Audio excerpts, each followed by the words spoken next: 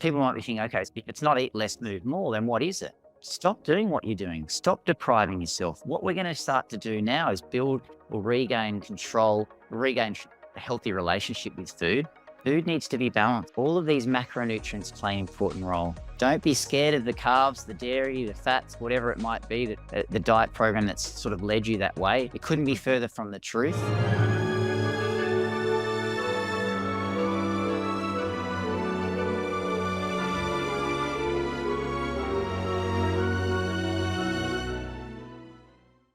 Welcome back to the Smarter Not Harder podcast. I'm your host, Jodi, and here we today are going to embark on a bit of a journey through weight loss with the incredible Dr. Nicholas Fuller.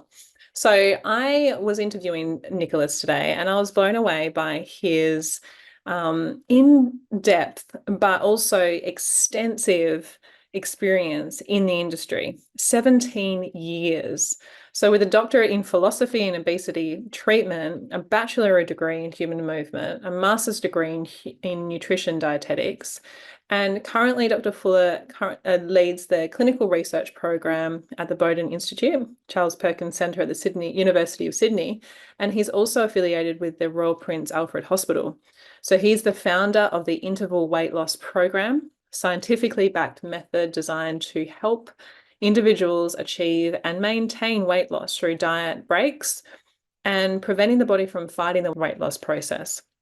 We go through a lot of ins and outs of what the interval weight loss program is, the core principles, and the sustainable weight management, this innovative approach to it, the set point theory.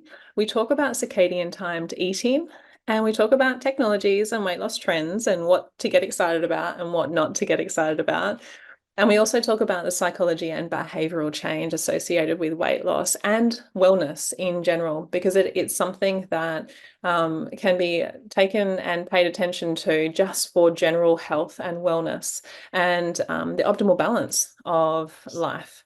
So really hope you enjoy. I certainly did. What a fantastic, incredible guy, Dr. Nicholas Fuller. Welcome, Nick Fuller, or Dr. Nick Fuller, to the show. Thank you so much for coming on. Thanks very much for having me on, Jodi. It's a pleasure to be on the podcast. I'm delighted to talk to you. Thank you. So, look, I am very excited about this topic, and I think a lot of people tuning in will want to hear all of the tips, the tricks, the ins and outs, the hard yakkers around weight loss. And yeah, 3 degrees in a doctorate, am I right? Yes, I have done a lot of study. So it's, I guess, been a work in progress for many, many years. And now I'm lucky to work in what is Australia's largest weight management service at the University of Sydney and Royal Prince Alfred Hospital. In that facility, we are seeing thousands of patients every year.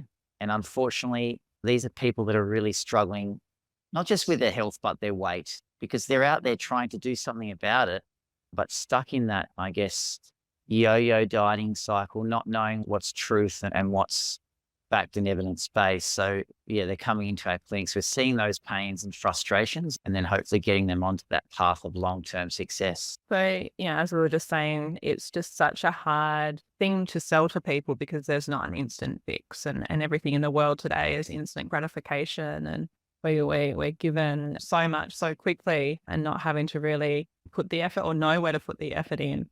And this is just such a huge issue within our society. So, 17 years is a huge amount of time to be spending there and on this. I can't wait to pick your brains. But tell me first how you landed in this space, how you landed here and got into this. Well, many, many years ago, I guess, I always had this passion for particularly nutrition and the effect that can have on the body, and probably stemmed from my father's influence, my passion for sport and health. And then I guess really wanting to help and understand what was happening with people at a physiological level. So it's one thing to, for them to be wanting to do something about their health, but why was it that people continued to get the same old results? Why were they getting weight loss followed by weight regain time and time again? And that sort of, moved me from sports science and nutrition studies to then a doctorate in obesity or weight management to understand what was happening within a person's body when they were losing weight, because we need to put an end to that. We need to help people regain control of their health and their weight, and for people to understand that they're not failing due to a lack of willpower. They're not failing due to that lack of discipline. They're often sticking to their diets and they're doing such a great job of adhering to these programs. But what they didn't understand was that, and what a lot of people don't understand, if their body is going into shutdown mode. And that's what, I guess, where my career and trajectory moved towards, understanding the biological protections in place when a person's losing weight. And then the next phase was, okay, look, we know that's happening. What can we do to actually switch that off and help a person firstly break that yo-yo dieting cycle, and then give them some evidence-based care program to help them succeed long-term with their weight loss and regain control of their health. Yeah. Wow. It's such a beautiful place to land, because you would see so much reward and success with clients or patients, and to see them in that space and finally happy, at their set point. I just love the way that you talk about the calories in, calories out, the myths around weight loss and the set point, because it's something that I've talked about for many years. But also to know now that this is research-backed information, this makes me so happy. So talk us through your program firstly, and then we'll dive into maybe some aspects around the myths of weight loss. Absolutely. I guess, to answer that point too that you bring up, and that concept known as our set point, it's probably a good starting point, because many of us might be familiar with this set point, because it's that body weight that you've been stuck at for a long period of time. And I'm talking about plateau, and I'm talking about the weight that you've been stuck at in your adult years, typically over the age of 18 or 20. The weight that you keep bouncing back to with every diet or weight loss program that you follow. So to give a real life example, your starting weight might be 92 kilos. You then lose 10 kilos, and you go down to 82. But what happens is you claw back to that set point. Your body starts shutting down, going into survival mode, and doesn't just see you go back to the 92, but it sees you put on the plus GST, the plus 1 or 2 kilograms, to prepare for that next bout of starvation. So the set point, the easiest thing to think of with your set point is it's the weight your body is protecting. It's the weight you always rebound back to. And unfortunately with dieting, our research is showing that it's actually speeding up the weight problem. So you don't just go from 92 to 82 back to 92. As I just mentioned, you go from 92 to 82 back to 93, 94. You actually diet yourself into a worse off position. And there's some really good evidence and research looking at twins, where they follow them up in 5-year increments over a 25-year period. And they found that the twin that had been intentionally trying to lose weight throughout their lifetime, or had been dieting throughout their lifetime, was always heavier than the twin that had never dieted. It's obviously independent of genetic factors. And this is why it's so important for people to understand the long-term damage that they're doing through that yo-yo or cyclic dieting or weight loss, weight followed by weight regain. Yeah. Now, that's one thing to understand set point. And I guess the second thing is to understand why we are actually protecting our set point. Now, the minute you start losing weight, and I'm talking just a clinically significant amount of weight, and that's about 3 kilos of weight loss, or about 5% of your total body weight, depending on your start weight, your body goes into survival mode. It goes into shutdown. And we've found that a person's metabolism starts lowering. So you start burning less calories at rest. Your appetite hormones go haywire. You've got extra signals or acting on your brain telling you to eat more. One of those is ghrelin, the hunger hormone that goes up between meals, telling you to go and eat more. When you start dieting and starving yourself, ghrelin levels go through the roof. But there's other things happening too. Your adrenal glands start pumping out more cortisol. Your thyroid glands stop doing what they're supposed to be doing. The thyroid hormones are suppressed, which is the gatekeeper to your metabolism, which again is not good, because that's the determining factor of how quick your metabolism is moving along. But you've also got changes in things like your brain function. You start seeking out those foods high in fat and high in sugar the minute you take them out of your diet. Your brain is going into this survival mechanism going, hey, hang on, what's going on here? I'm not going to survive and procreate if I continue to lose weight. It does not know any better. Now, unfortunately, these are our genes left over from tens of thousands of years ago, and we have our ancestors to thank. Our genes have not changed in the modern day environment. What has changed is the food that surrounds us. It's on every corner of every block. We have a hard time saying no to it. We're driving everywhere from A to B. We're on our devices all night, which are affecting our sleep health. And consequently, our weight's going up by about 0.5 to 1 kilo every year. And then we compound that through dieting, which accelerates the weight gain even more. So you end up putting on the 1 to 2 kilos every year instead of the population norm of 0.5 to 1 kilo or 2 pounds. Now, that brings me to point 3, which is, I guess, your question that you asked at the start, like, what is the IWL program? Well, that's another part of what I've been, I guess, researching here at the University of Sydney in RPA Hospital. Is it's one thing to understand what's happening within a person's body when they're losing weight, but what can we do to switch it off? So what we then translated was this IWL program or interval weight loss program. It's not to be confused with intermittent fasting. We can get into the nitty gritty detail of that soon. It just happens to be called interval weight loss or IWL. And as of this year, it's now available as a native app. You can go to the Apple Store and Google Play Store.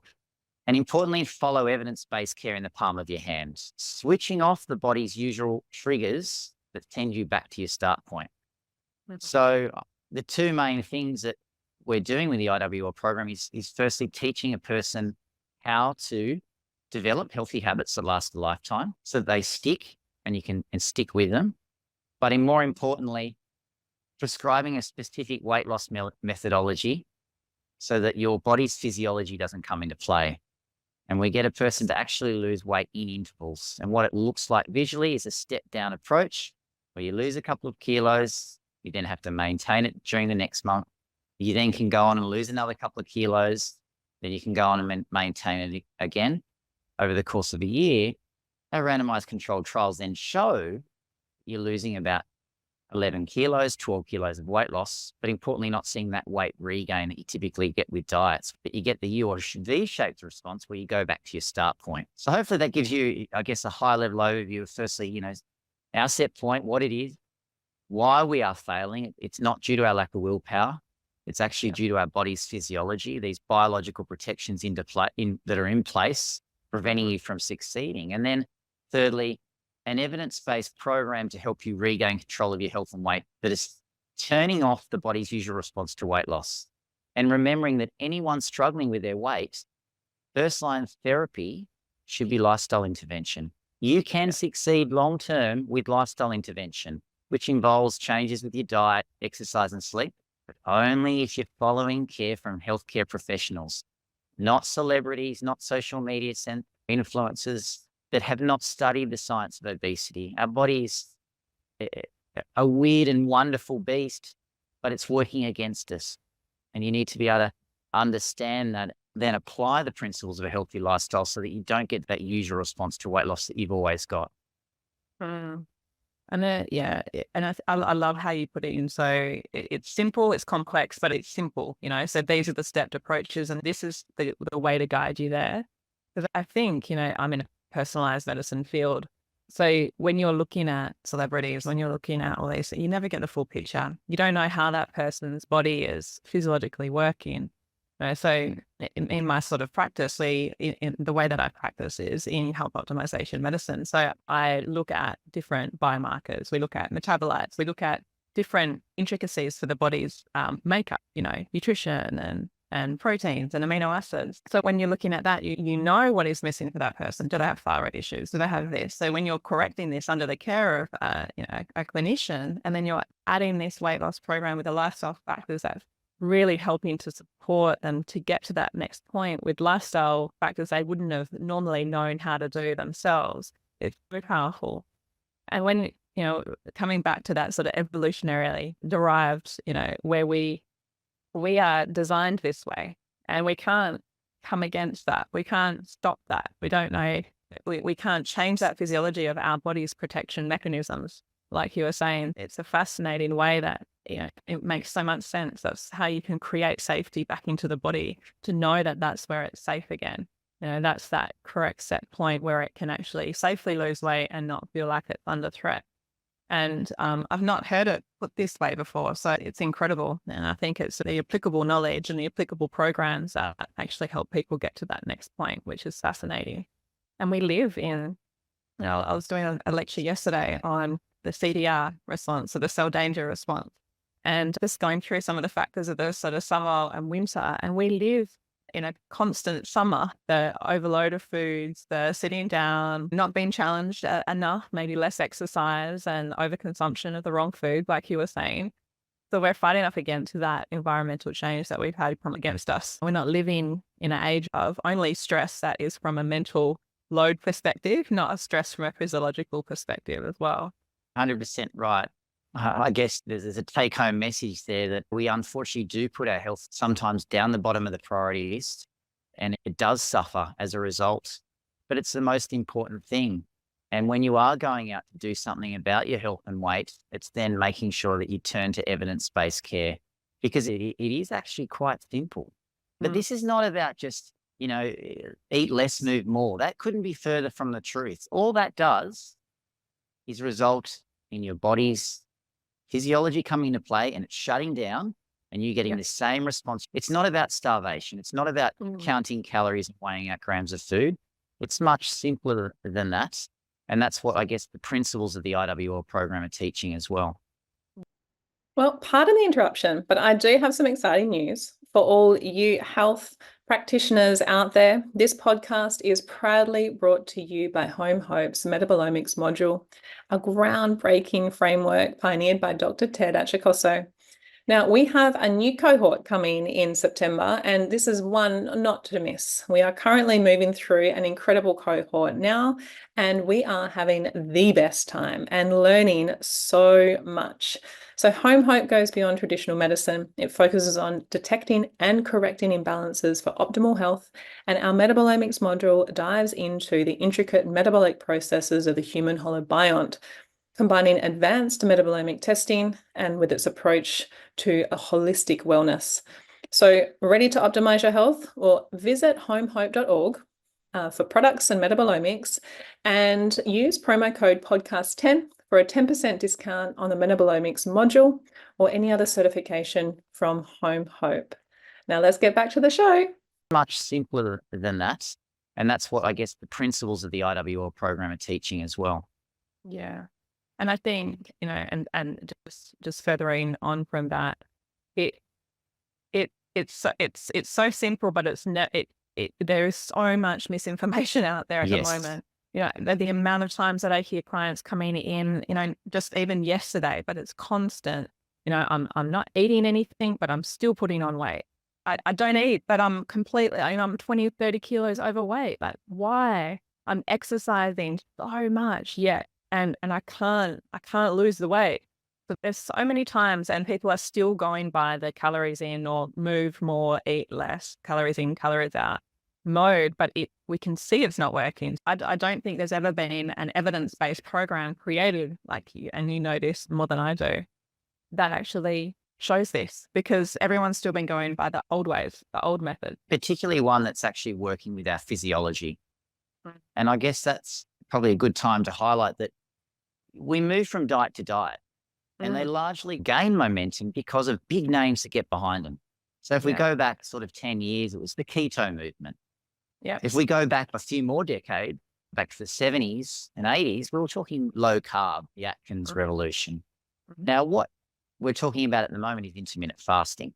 Yeah. There's different derivatives of it, whether it's a 24-hour fast or a 5-2 or a 16-8 eating window. It doesn't really matter. But what the research is showing is that they're not achieving any better results than their predecessors. There is no questioning that they achieve short-term weight loss, but they're also achieving long-term weight regain. You will get the same response you've always got with every other diet approach, and that's weight loss followed by weight regain. Yeah. And that's what long-term randomized controlled trials show. So when it comes to, I guess, And the new diet, intermittent fasting, is that the answer? Well, unfortunately, it's not.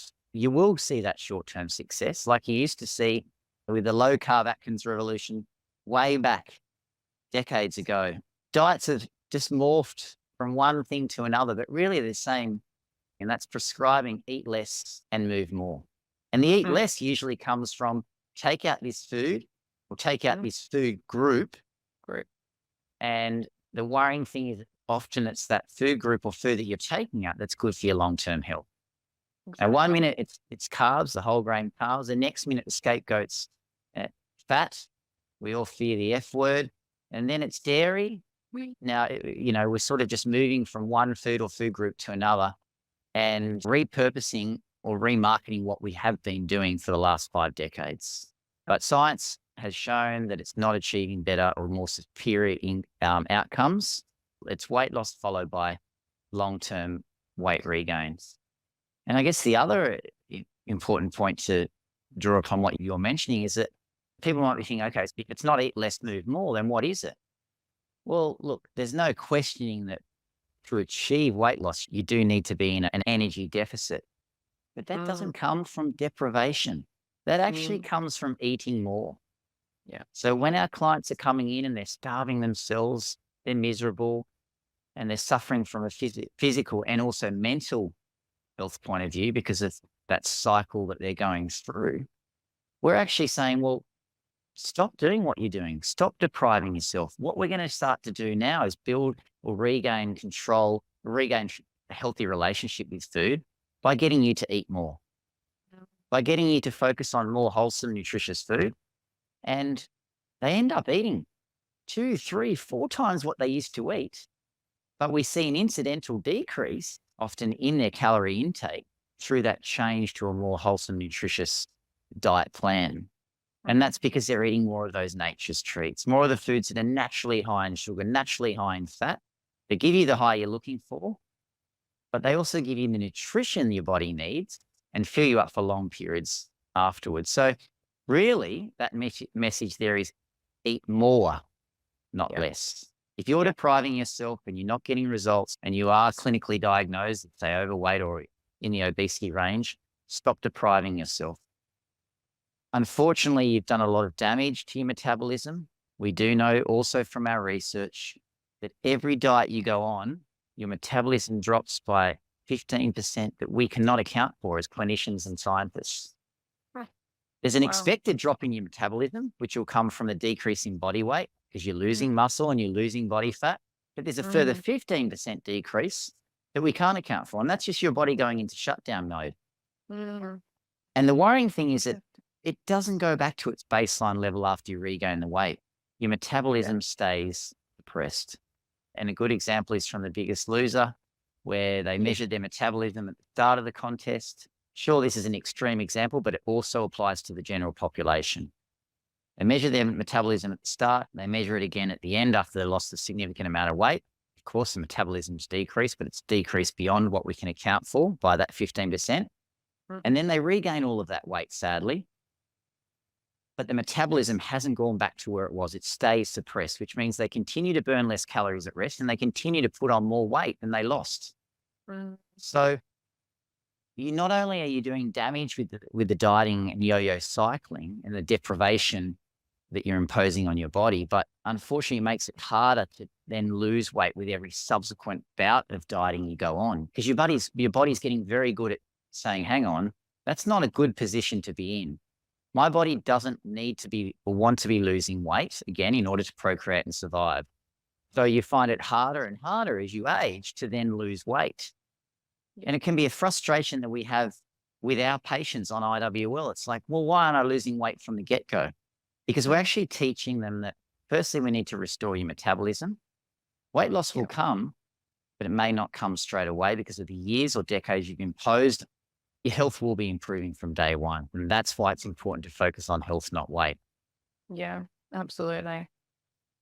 Just saying this, there's certain things going through my mind in relation to, quality of life for a lot of people because they're so purely focused on this. Even eating disorders, I talked to a doctor, Dr. Susan, on the podcast not long ago, and we're talking about psychedelics, but more around body dysmorphia. And it's fascinating, the connection, obviously, that you can't separate them because mental health is health. And also the mental health associated with food, but also media input and all these external factors that are actually driving us to be having certain beliefs about our body and therefore escalating this fact of in and out and then ruining metabolism along the way as well. But then, we've got so much marketing and money put into supplements, drugs, all these quick fixes that are promising things. And I think if you're willing to comment on everything that we've got going on at the moment with Ozempic and all the drugs that are associated with these quick, fast weight loss, from my clinical perspective, when I'm seeing clients come back after being on these medications, I'm seeing a huge increase or, as you say, an overset point makeup from when they've actually come off these medications. And then for damaging their health along the way as well. I don't see their health improving from that, unfortunately. You make a very good point, Jodi. I mean, when it comes to medicines, we obviously investigate natural medicines for the treatment of weight, but we also investigate pharmaceutical drugs. Now, like any medicine, they work while we're taking them.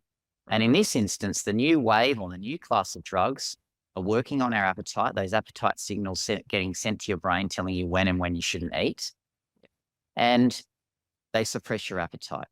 Now, unfortunately, the minute you come off them, you go back to where you started. Research is showing that you regain the weight and you can end up in a worse off position. You still need to follow the principles of an evidence-based lifestyle program to regain control of your health.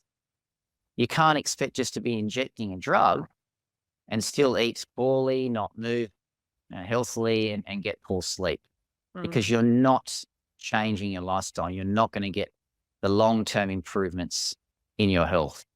Yeah. So you still need to be seeing healthcare professionals to regain control of your health and weight to ensure that you're overhauling your lifestyle in a way where you can form habits that last a lifetime. Yeah. And those habits are so hard to break, aren't they? It's the cycling. And it's something that is the hardest thing that I find with clients and patients to actually get over and to be constantly reminded of those habits and made them accountable for those habits. And once they're there, they are happy because they've reset those habits in line. But it's about actually being accountable and putting that in place because there's so much influence. I find the hardest thing is family life, social eating. A lot of people will go back to old habits very quickly when they're going out socially and around their family. There's a lot of peer pressure, even within families, especially if it's been done for so many generations as well. So, and there's a whole lot of psychology related input that's required to retrain. We've got a plastic brain, so we can change those habits, but it's not always easy. And that's the hard work is put in for the reward at the end. Yeah, it doesn't happen overnight. You're entirely right. That plasticity of the brain exists. The hard wiring is, in fact, soft wiring, and we can change our food choices over time. It's just like strengthening a muscle in the gym. If you repeatedly apply positive and healthy food choices, eventually they become the default. Eventually they become the go-to. So when you're getting that urge to eat something sugary or high in fat, what are you doing? You're reaching for nature's treats, the fruits, the nuts and the seeds, because those foods still release all those feel-good chemicals in the brain, but they're nutritious and make us feel great afterwards, as opposed to the fast and processed foods that we reach for when we're looking for that high, which might give us a short-term hit, but then long-term pain afterwards when we feel guilty for eating it, but also the poor nutrition that they often, or very little nutrition they contain.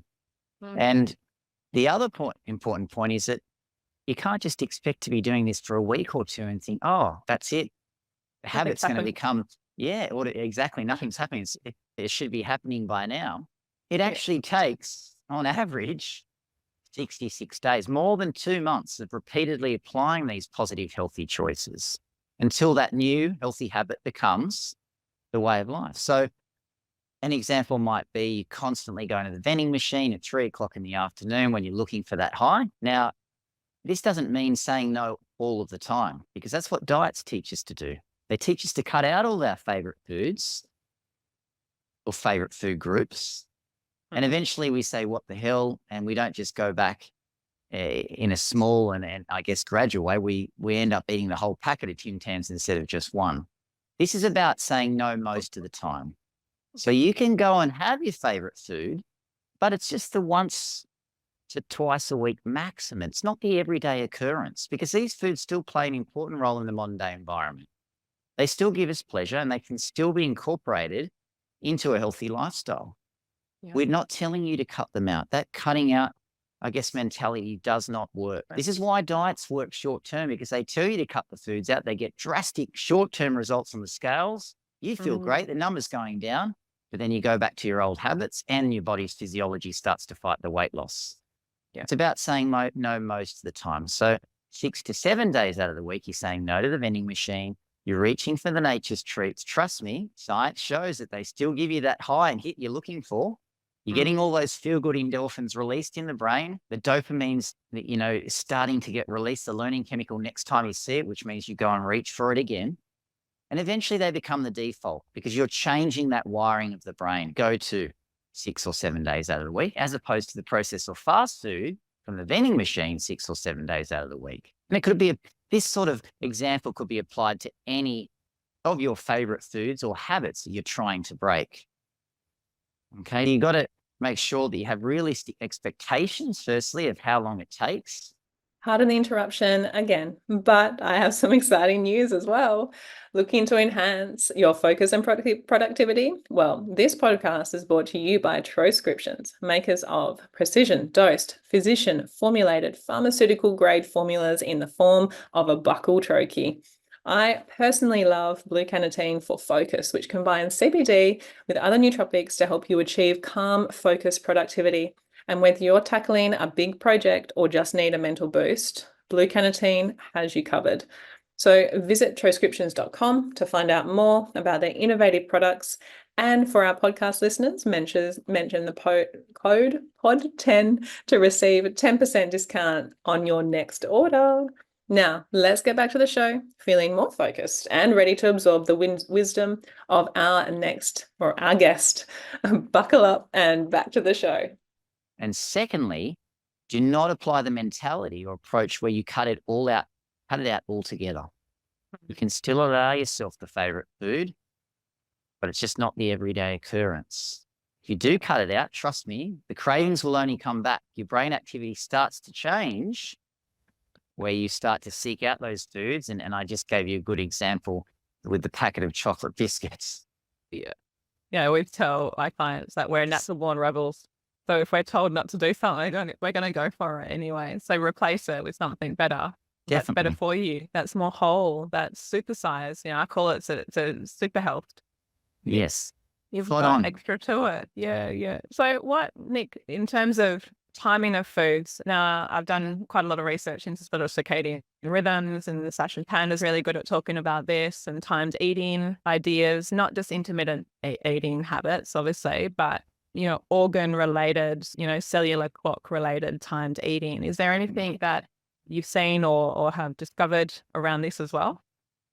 We've found that the time of when you eat does matter, particularly when it comes to the calories you burn from a particular food or meal that you're consuming.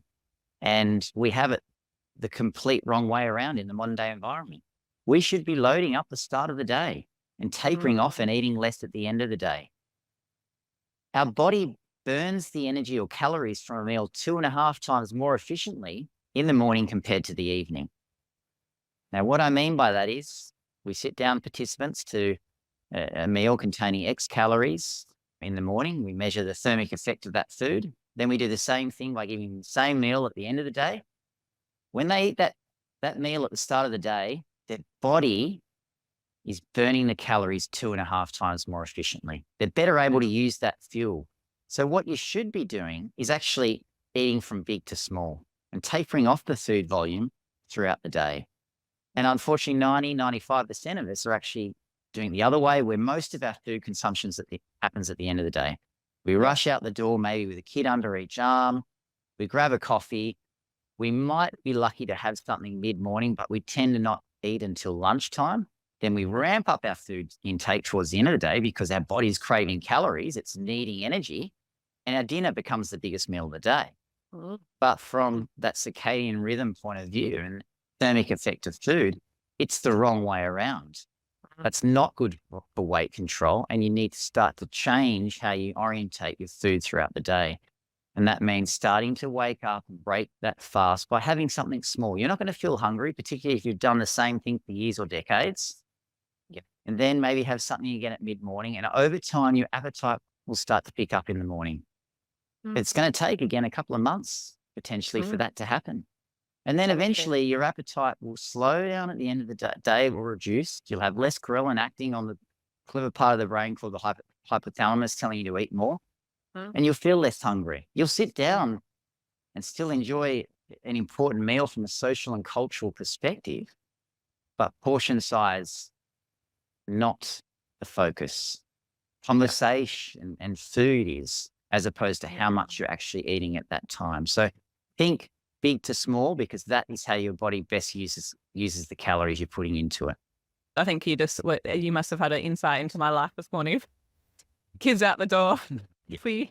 It's hard. Breakfast is actually one of the easiest meals. It's something, you can still eat very nutritious and healthily just by grabbing something as you go out the door. It's very important to have something, not nothing. Yeah, absolutely. I try and load my coffees up with a lot of fat. So I hope that I've got some calories coming in that way.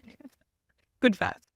Amazing. Yeah. So, eating and body gets obviously into a rhythm as well. So as you're saying, like it will take a little time, but there is moments of then your body is going to be becoming used to that signaling at each of those times of the days. So it's going to become easier. And I think that's a good thing for people to know, that it gets easier. You have to use initial willpower to start with and ideas around why we're doing this and keep that willpower strong. And start to eat a little bit less in the evening. So you do wake up a little bit hungry in the morning, but do it gradually. It's not going to happen overnight. It does take quite some time. Yeah, I think it's good just to have that expectation. So a lot of people don't even know that expectation of 66 days that it takes to actually create these new habits. If people know that and they have enough foresight of knowing that that's what I'm aiming for, it makes it so much easier. You know what you're aiming for then. You do. A realistic goal. Yeah, absolutely. Absolutely. So what other myths have you come across? And then I'll dive into some maybe exciting terms of weight loss research, and anything technology-wise and all that sort of thing. But what other myths do you hear quite a lot of that we need to sort of squash right now? It's a really good point. I mean, we touched on it lightly, the scapegoats for our waistline, the carbs, the dairy, the fats. Again, it's much simpler than that. And from a health point of view, all of these foods play an important role. But you need to be, again, retraining our brain towards the healthier options. So when it comes to carbs, they are not going to prevent you from succeeding on your weight loss journey. They actually help you. But you've got to move towards whole grain carbs. I'm not saying that you should be filling up on white refined packet carbohydrates. It's about filling up on foods that are nutritious, packed with fiber, vitamins, and minerals that are going to fill you up for long periods of time, that are also going to prevent disease like type 2 diabetes and heart disease. So when it comes to making changes to your diet, stop restricting the carbs. Every meal just needs to be balanced. It needs to have a source of whole grain carb. It needs to have a source of protein, and it needs to have a source of healthy fat. And a good, easy example to think of, again, is breakfast. Perhaps that's more relevant on the weekends where you've got a bit more time, but it could be something like your whole grain toast with some avocado and an egg or eggs as your protein source. If it's something like your cereal when you're running out the door, could be the oats with some nut butter and milk and berries and honey and mixed in there, to get your high for your nature's treat. So just thinking that every meal has got to be balanced with a source of whole grain carb, a source of protein, and a source of good fat. That's the easy and sensible approach to it. And we know that works long term from not just a health point of view, but a weight management point of view. If you're incorporating those 3 macronutrients at each meal, you will get success. Do not think that you need more protein. We're getting plenty of protein in the modern day environment. Do not think that fats are going to make you fat. That's not true. It's, we're just sort of switching to make healthier fat choices, to move away from the processed and fast foods, and that whole grain carbs play an important role too. So give those, I guess, the respect and importance they need by including them at every meal. So that's probably the best way of summarizing, what are some of those common food myths. You have to sort of block out that noise, because often those foods that we're told to cut out are cut out because they give us really quick results on the scales. Now, carbs are a good example. For every gram of carbohydrate, you actually bind 3.7 grams of water. So what do? I take out carbs, I jump on the Yes. scales, and great, the number's gone down. I'm excited. Carbs are the problem. I've got to keep restricting carbs. I then have another meal that contains carbs, the number's gone back up. And I blame my weight gain or weight change on the carbohydrate containing meal. That is just a change in your body water content. It is not a true change in fat mass. And that's why we get people just to measure weight once per week on the IWL app or program. So you're monitoring the trend in weight over time. So pick a day, same time, same day, same clothing, and just monitor that trend over time, because you're looking for changes in fat mass. You're not looking for those day-to-day fluctuations or within day fluctuations that happen within meals. And that's a really good point across women's cycles too, because I have that as a Very common much. thing. Yeah. With women, they're like, oh my gosh, I put on 2 kilos. I'm like, well, where are you in your cycle?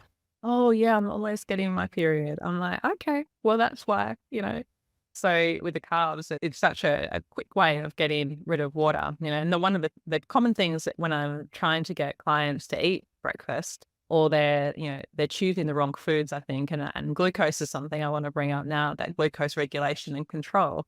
Lifestyle habits are bad. So, sleep's been bad, stayed up too late, been on the phone, scrolling till 1 a.m., gone to bed, had to wake up early, trying to get out of bed, you're tired, your glucose regulation's down, you're going to go for like a really quick carb. So you're going to eat, high sugared honey oats or something like that. And then they come and they say to me, like, I'm starving. All I do is I eat breakfast and then I'm really hungry afterwards. It's not working. It's making me more hungry. I'm like, yeah, but your glucose is now rebounding. So it's an interesting thing about, and I think that's so important around those 3 main groups, because it's going to help that regulation and that support, and then the lifestyle habits on top of that. And then you're up for success. Yeah, very much. You're spot on. And that's why sleep health is also important, because if you get a poor night's sleep, it actually affects your lifestyle choices the next day. Because not only is your brain sort of saying, okay, the easier option here is just to go to the vending machine and to get the processed and quick fix, but also ghrelin levels change after sleep deprivation. That is the hunger hormone acting on your brain. Remember that clever part of the brain, the hypothalamus, telling you to eat more. Yeah. So you feel hungrier. That's not a subjective feeling. That's actually objectively happening within a person's body when we measure their appetite hormones after sleep deprivation. Yeah. So there's a reason why you're not only going for unhealthier food choices, more likely to neglect the exercise because you feel tired, but also your appetite's gone up because ghrelin levels are surging.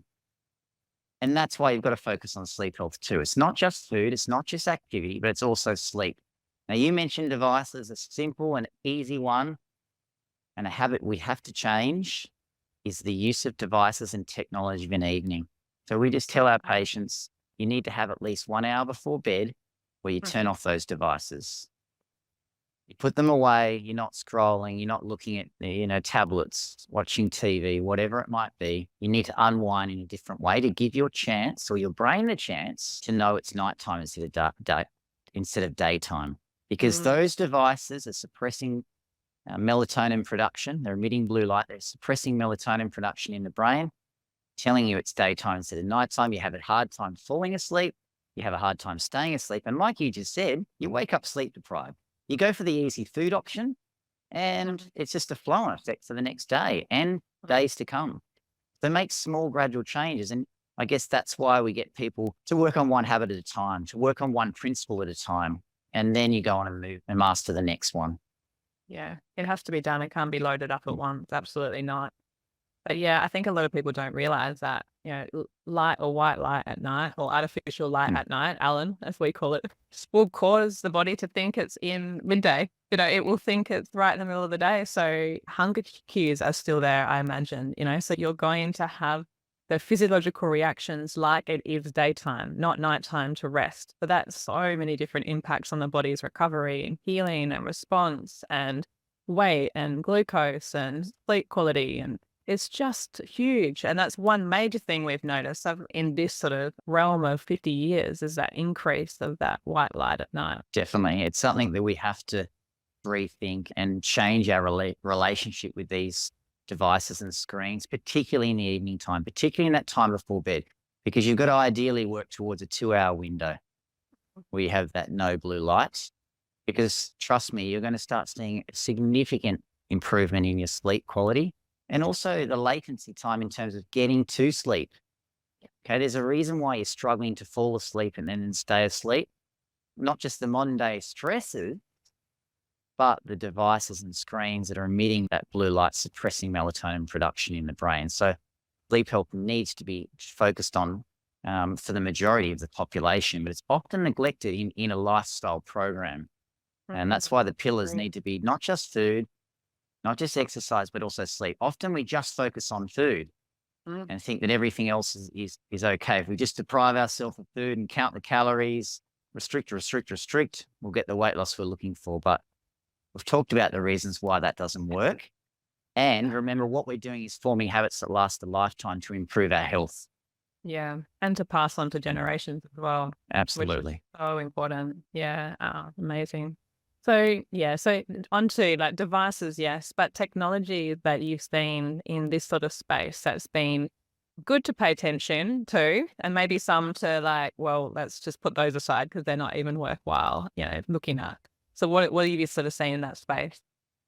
So I guess, look, in terms of, you mean use of devices of an evening time? Yeah, well, you sort of divide like technology. So, there's so many different like Whoop bands or Aura rings or Sure. and there's so much more coming to the market. Yes. So much data. And so, what's worth our while and for the common person and what's, here I say as I'm wearing an Aura ring, but also what's not worth it. Like what do we not need to be focused on? Because it takes away, as we've talked about, from the main factors of actually inputting healthy habits and lifestyle. So what can assist and what can't? That's, I guess, my question. Good question. Now, I think we're getting way too caught up in that nitty-gritty detail when it comes to all that data we're inundated with now. Data when it comes to calories, data when it comes to physical exertion, stress levels, sleep quality. You've just got to take it a whole step back. Instead of worrying about that nitty-gritty detail, instead just make a simple change like we were talking about screens, so we can focus on the screens, switching them off for 1 to 2 hours before bed. And then, yes, you will start to see, hopefully, that improvement in sleep without having to worry about the data that you're collecting.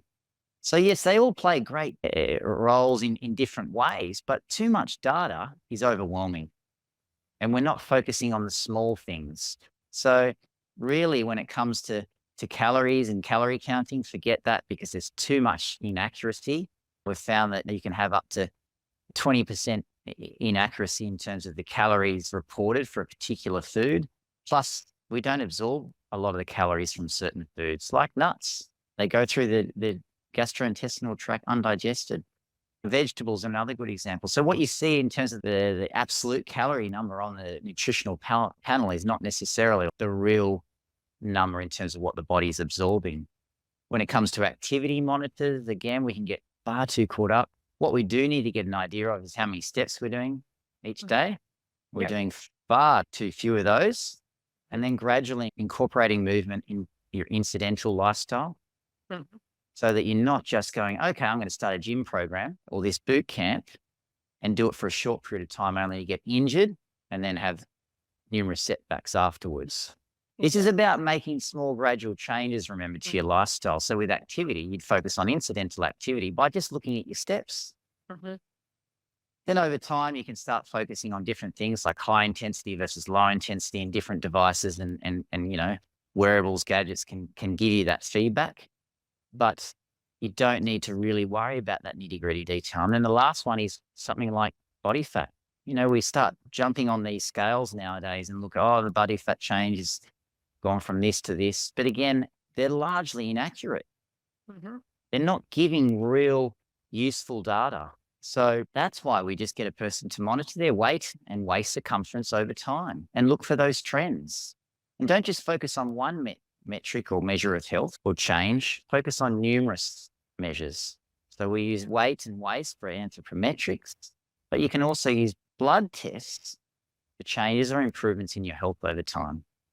So stop worrying about all that data, take it back a step and focus on, I guess, the higher, broader picture, so you can just make gradual changes, because those gradual changes will see the improvements you're looking for anyway. I love all of it. But I want to pull apart or pull aside the fact that you said that calories that we eat. And one of my, I'm sorry to the health coaches out there, but one of my almost pet hates is this dive in. And for a lot of clients, it can be so overwhelming of, make sure you're doing this and make sure your amount of this and do this and do that. And I'm like, well, but it's not correct. The information you're getting is so variable. And there are so many other variables outside of that. So that is just an amazing thing to hear. And I think we need to shout that out to the rooftops. But isn't the human condition just a fascinating thing where we're always trying to reach for these really fancy and shiny things to help us, to almost distract us away from the fact of the real work of the actual simple, free, almost free, the things that we could actually do that doesn't cost a thing, that just is the hard work that we have to put in and the consistency that we have to have day in, day out. When I'm prescribing exercise to people, I'm like, create more incidental movement in your day. Get up from your desk, go for a walking meeting. Those things count. Whereas people are like, well, I didn't get to the gym and do my hard yakka for 30 minutes. I'm like, well, that's all right. How many walking steps did you do? How many handstands did you do with your kids? How much dancing parties did you go to? So it's all the things that we forget. We always drive and actually come away from joy and fun and have to spend money on the top down things. But we've got so much available to us that we can just do for free. Look, you've summed it up perfectly. It is really, I guess, again, we've said this, but it's so much simpler than what we make it out to be.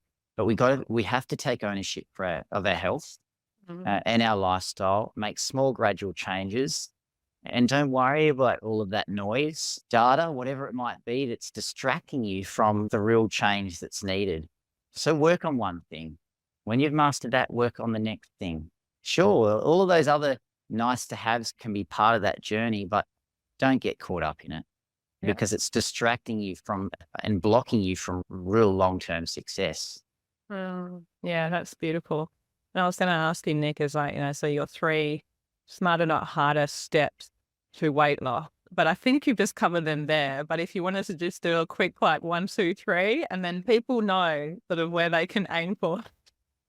When it comes to weight, monitor trend over time. Don't jump on the scales every day and worry about those day-to-day fluctuations. They mean nothing. One time point per week, same time, same day, like we do with the IWL program. Second thing is that food is far simpler than we make it out to be. Don't worry about counting calories, weighing out grams of food. Simply work with your body. Start eating from big to small, because you're burning the calories more efficiently in the morning versus the evening time. It's more important to load up the start and taper off towards the end of the day.